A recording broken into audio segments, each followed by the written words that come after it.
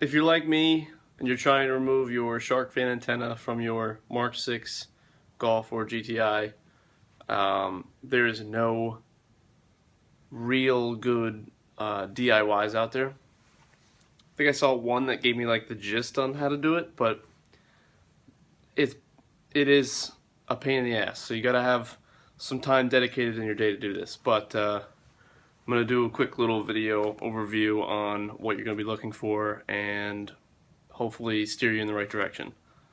You can do it without dropping your headliner completely. It's a pain in the ass. Either way you do it, it's still a pain in the ass. So let's get started. Okay, so I've already taken the liberty of doing this. I was like in the middle of doing it, and then I realized I should do a video. So right up top here, there's going to be the little black. It's like a black plastic piece for trim. Looks like that. Basically sits along there like that, and you're going to want to pry that off. It's got some clips on there. Looks like I lost one, but yeah, so just be careful because the clips can be fragile. That should give you a nice little reference point as to where the clips are. A helpful thing, because this plastic is, I don't know, it's kind of sharp on the edge. If you take like a cloth, a thin piece of cloth, and like wrap it around your hand, you can get up underneath there and pry it out, no problem. And to be honest, once you have that done, that's pretty much the most of the trim that you're going to be removing. That's the only trim you're going to be moving. Next, there's 10mm plastic bolts, or nuts on here rather, and you're just going to loosen those, take them off, and then that will allow you to pull down the pillars. And next up is this. This is the biggest hassle. The headliner. You do want to be gentle with it, but it does have a lot of maneuverability. What I did, this is kind of overkill because they're so goddamn long, but if you have some spare wood lying around, you can put it up in there, and then I put it in like this, and then just twist it sideways. It brings it down a significant amount to allow you to do most of your work. Once you drop the headliner down, you can see where that nut is. It's just sticking up there. Right there where the wire's coming out. That's going to be your antenna nut. And that is a 22mm nut. It looks like this. Hold on. Looks like this. And that you can take off with a socket because they updated the design from Mk5 to Mk6. That you don't need the Mk6 or the Mk5. I guess it just went through the whole nut itself, and you couldn't really put a socket on there. But you can use a socket when you're putting it on. When you're putting it back on, you're gonna want to be careful not to over tighten it. Use your discretion. You know, just snug. So once you undo that, you're gonna be thinking, "Oh, this is a walk through the park." Not. Where I had problems, right? You found this is a wire, right? The antenna wire. It goes back behind that foam piece and then just disappears. And I'm like, what the hell? So you want to grab yourself a mirror. I have a nice automotive style mirror, and you can stick it back here and you can figure out where stuff goes. Now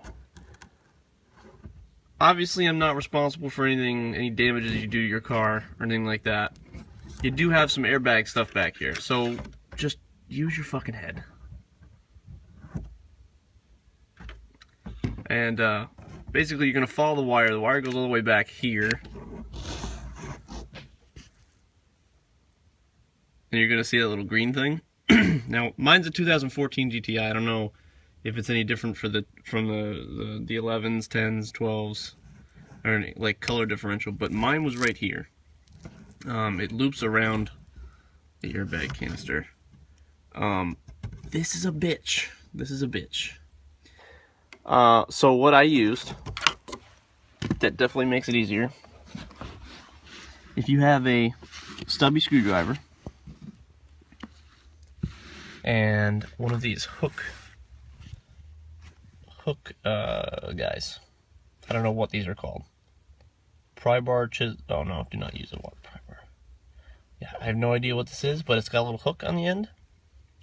And what I did was, using the mirror, I laid the mirror like this. This is so hard to do one-handed. That's what she said.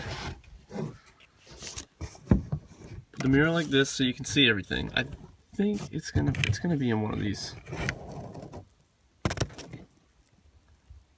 Yeah. I don't know if you can see back there, but you may also want to use a flashlight. But what happens is it sits in that, there's the little bottom, like prongs almost. It sits behind that, so you have to lift it up with the stubby thing, the stubby screwdriver, stubby flathead. And then there's also the top prongs that you gotta like push upwards. I did the top prongs first, and you may be able to do it by hand, the top prongs, but what you are gonna want to do, this is a really shitty way of doing this, but it worked for me. I keep hitting the end button recording. If you take the hook guy and you are gonna have to push down on the headliner a little bit to kind of finagle the hook up there. But if you hook it around the wire, you can pull. Actually, it would look like this around the top. You can pull, and while you're pulling, you can use your other hand to get behind there with the stubby screwdriver to mess with the clips so it can slide out. And once you slide it out, you can just disconnect it like that. Then you're gonna just kind of like, you're gonna be wrapping it around the thing to around the airbag canister to get it out. But I mean, once you have it out, it's gonna be like a cinch to put back in, because I don't know if you're gonna be I don't know if you are desperate to get it back to the way it was wrapped OEM, but I am not, and I'm gonna make it, if I ever have to do this again, I'm gonna make it the easiest thing possible. I'm not even gonna bother clipping it back in there. The headliner will hold it up. Nobody will ever see it.